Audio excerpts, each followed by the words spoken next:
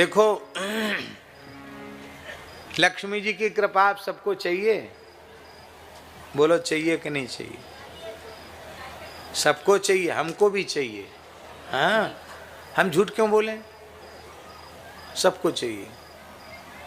लक्ष्मी माता है, माता की कृपा किसको नहीं चाहिए? सबको चाहिए।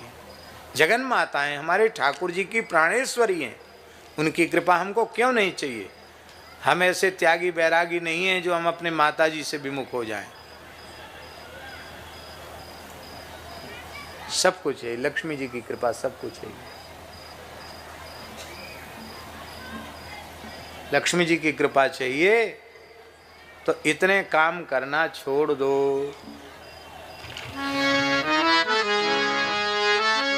लिखने योग्य श्लोक है। कुचैलिनम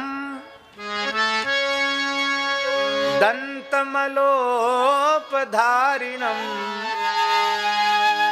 बह्वासिनम निष्ठुरभाषिणं च सूर्योदये चास्तमिते शयानं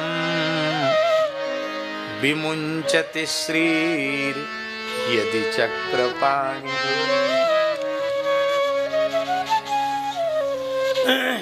इतने दोष नारायण भगवान में भी आ जाएं तो उनको छोड़ के लक्ष्मी जी चली जाएंगे। हम तुम तो किस लाइन में हैं? कुचैलिनम, जो सदा अपवित्र वस्त्र धारण करके रहते हैं, उनको लक्ष्मी। गंदे कपड़े नहीं पहनना चाहिए, मैले कपड़े मत पहनो, गंदे कपड़े मत पहनो, साफ स्वच्छ पवित्र वस्त्र धारण करो। बुरा नहीं मानना, भारतीय वेशभूषा पवित्र है और पाश्चात्य वेशभूषा अपवित्र है। ये कपड़े न रोज रोज धुलते हैं न रोज रोज सूखते हैं। तो ये हम लोग जो पहनते हैं, महाराज जी पहने, रोज स्नान करो, रोज धो दो, अचरा लंगोटी धो दो, सुखा दो, दूसरे दिन पहन लो।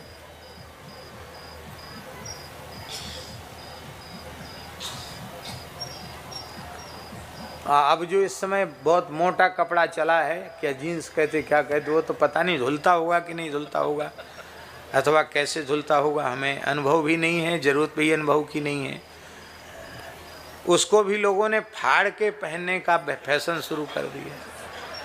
पहले तो हम सोचते थे शायद कहीं कुछ लग गया होगा, फट गया, तो किसी से हमने पूछा, कहीं नहीं, फट नहीं गया, ये फटे हुए कपड़े की कीमत ज़्यादा है।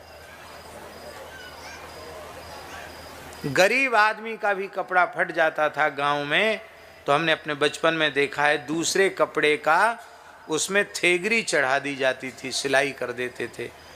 और उनको बेचारों को, गरीबों को संकोच नहीं होता, भैया हम गरीब हैं, फटा कपड़ा नहीं पहनते, दूसरे कपड़े की थेगरी हमने चढ़ा दी।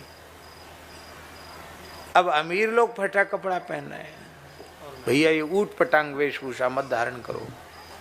फटे वस्त्र पहनने से लक्ष्मी जी नाराज होती है, टूटे फूटे बर्तनों में खाने से लक्ष्मी जी रुष्ट होती है। कुचैलिनम दंतमलोपधारिणम, जो दांतों पर मल धारण करते हैं। दांतों पर मल कैसे धारण होगा? तम्बाकू खाओगे, खूब पान खाओगे, दिन भर बकरिया जैसा मुंह चबाते रहोगे, कुछ ना कुछ मुंह में गुटका फुटका जाने क्या क्या उटपटांग चीजें मुंह में डाल के रखोगे तो दांत गंदे रहेंगे, खराब दांत रहेंगे। दंत मलोपधारिणम, वेद में लिखा है शास्त्री, शुक्ल दंता ब्राह्मणा, शुक्ल दंता, जो निर्व्यसन होगा वही शुक्ल दंत होगा, जो व्यसन युक्त होगा वो शुक्ल दंत नहीं हो सकता। साधक को निर्व्यसन होना चाहिए। कुचैलिनम दंतमलोपधारिणम बह्वासिनम, जो खूब ठूस ठूस के खाते हैं, उनसे भी लक्ष्मी जी नाराज हो जाती हैं। गले में जलन पड़ रही है, भीतर वाला मना कर रहा है कुछ मत खाओ, और बढ़िया राजभोग गुलाब जामुन रबड़ी सामने आई, हा हा हा हा, प्रसाद का तिरस्कार हम नहीं कर सकते। प्राप्त मात्रेण भोक्तव्यम, नात्र कार्या विचारणा, भले ही उल्टी हो जाए। अरे भाई अब कोई बाजरे की रोटी भोग लगा के धर दे, अरे महाराज अभी माला पूरी नहीं भाई, बाद में देखा जाएगा। तो बाजरे की रोटी में प्रसाद निष्ठा कहाँ चली गई? और रबड़ी मलाई मालपुआ देख के प्रसाद निष्ठा उदय हो गई। ये प्रसाद निष्ठा नहीं है, ये पदार्थ निष्ठा है।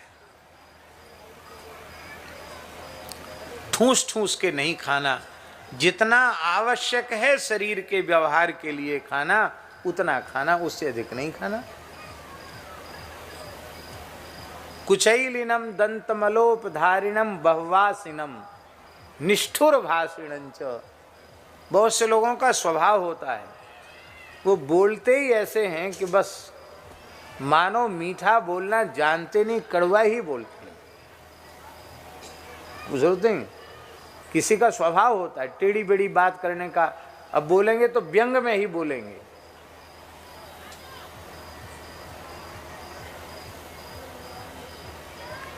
कठोर वाणी नहीं होनी चाहिए, निष्ठुर वाणी नहीं होनी चाहिए। वाणी ऐसी बोलिए मन का आपा खोए, औरन को शीतल करे आप ही शीतल होए। बातन हाथी पाइए बातन हाथी पांव, इसलिए मृदुभाषी बनो, कटुभाषी मत बनो। मृदुभाषी से लक्ष्मी जी प्रसन्न होती है।